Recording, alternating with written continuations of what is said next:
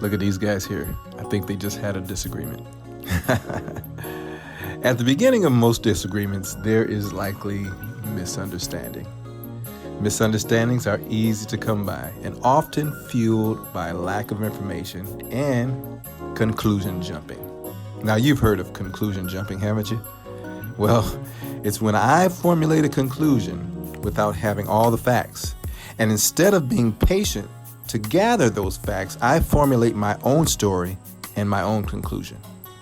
My own story can be so clear and vivid in my head that it makes total sense, and I go with that.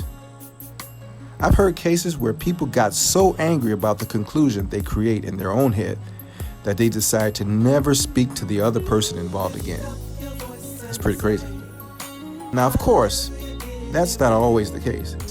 But the truth is, most disagreements can be resolved by respectfully asking questions and engaging in conversation with the shared intent to preserve what really matters: relationship.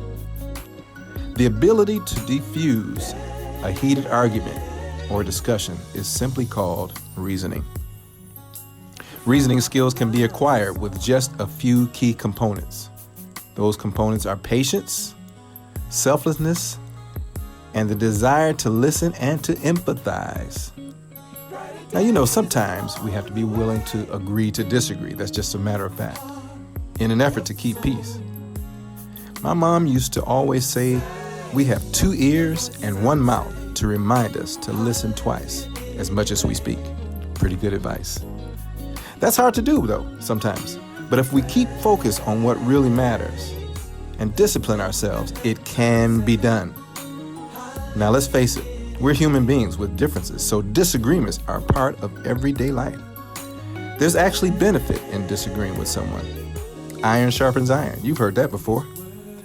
But let's work towards practicing our reasoning skills, disciplining ourselves to be slow to speak and quick to listen. Because if we do that, we have a good chance of avoiding offenses with friends, family, and other loved ones.